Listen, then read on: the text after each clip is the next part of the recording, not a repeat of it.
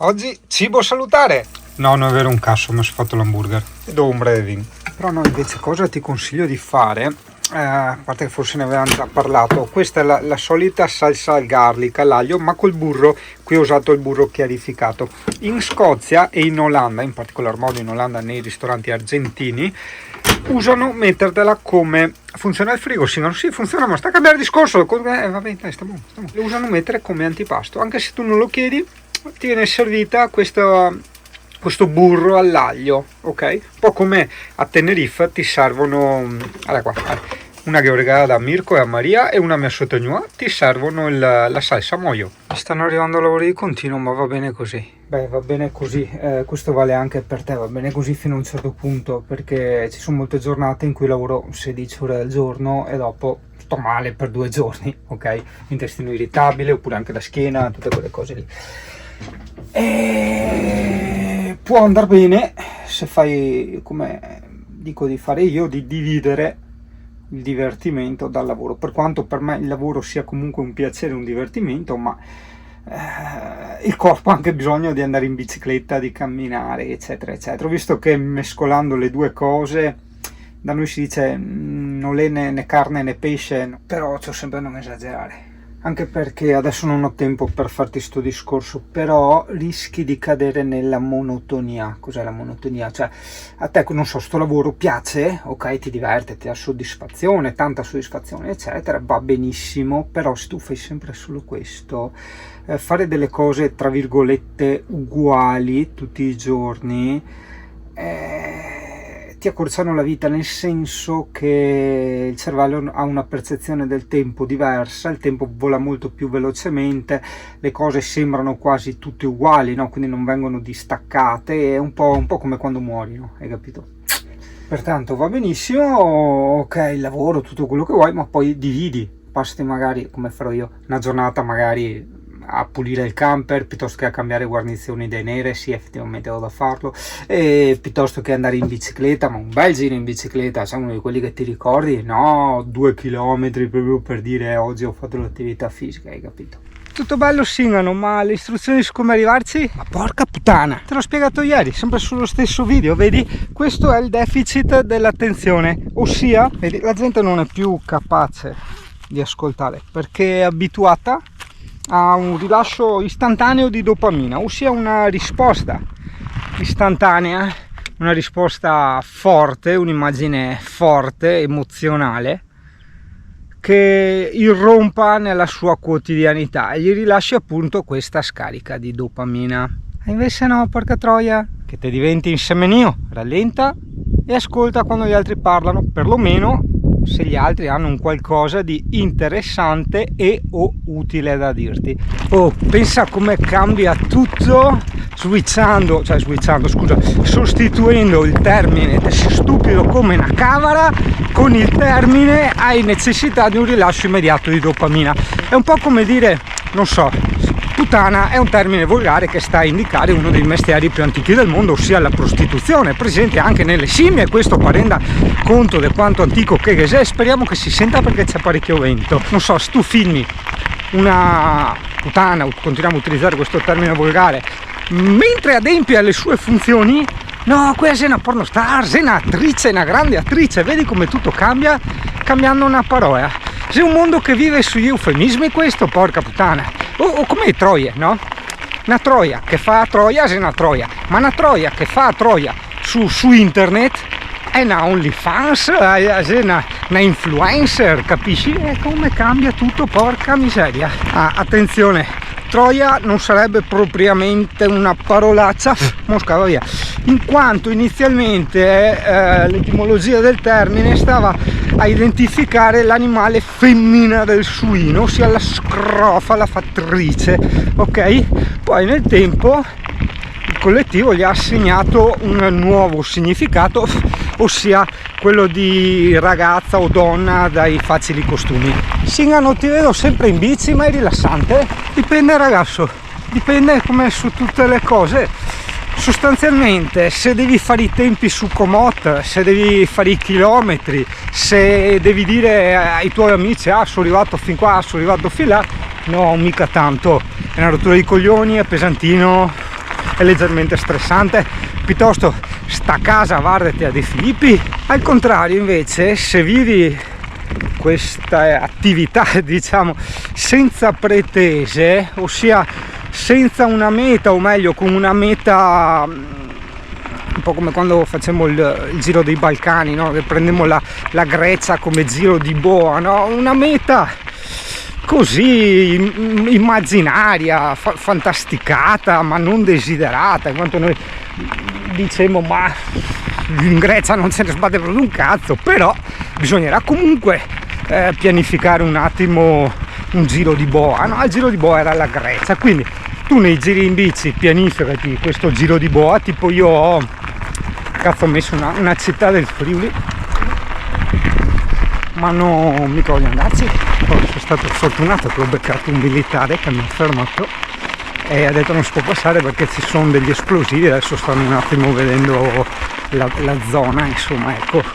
Quindi sì, vedi, Singano, come dico sempre a Giacomo, ti consiglio sempre cose che attentano alla tua vita, cioè a volte non serve tanto andare sui cigli dei burroni o buttarsi col paracadute all'aria, là, tutta all'aria come ti fa vedere su YouTube.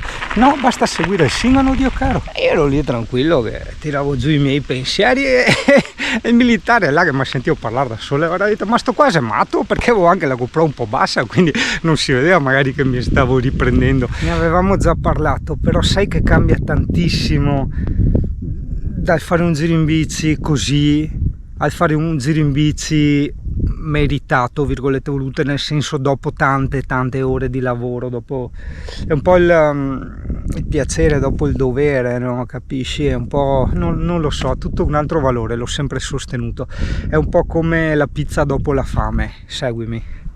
Il Duomo di Spilimbergo, guarda quante robe da ski anche qua, a parte essere a Treviso.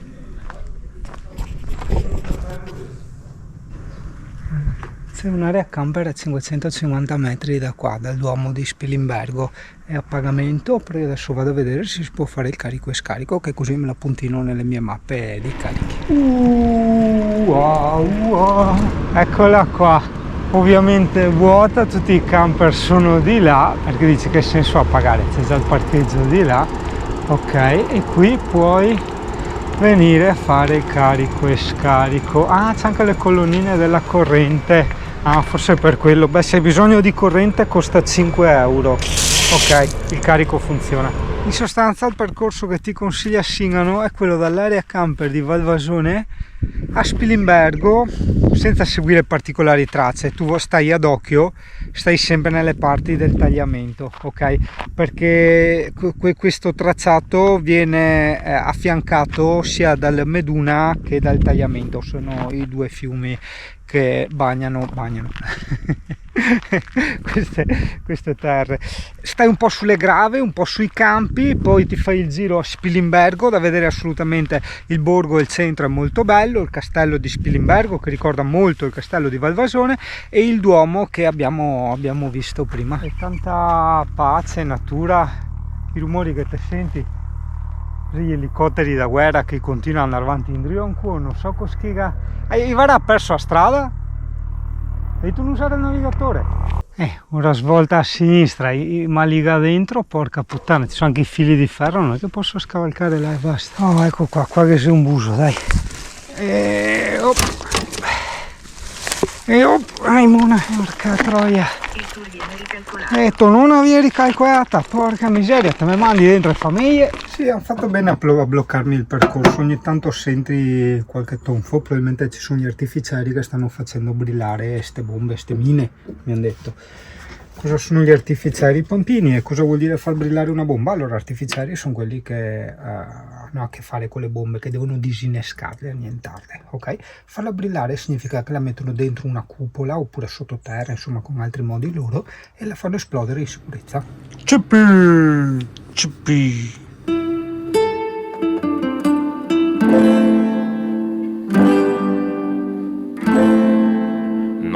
Nella capitale sbocciano i fiori del male, qualche assassinio senza pretese abbiamo anche noi in paese. qualche assassinio senza pretese abbiamo anche noi qui in paese. Aveva il capo tutto bianco, ma il cuore non ancor stanco, gli ritornò a battere in fretta per una giovinetta.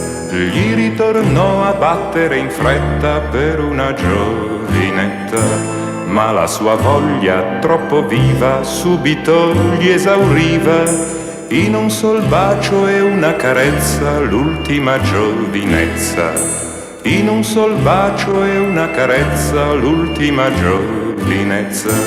Quando la mano lei gli tese, triste lui le rispose, d'essere povero in bolletta lei si rivestì in fretta, d'essere povero in bolletta lei si rivestì in fretta e andò a cercare il suo compagno, partecipe del guadagno, e ritornò col protettore dal vecchio truffatore.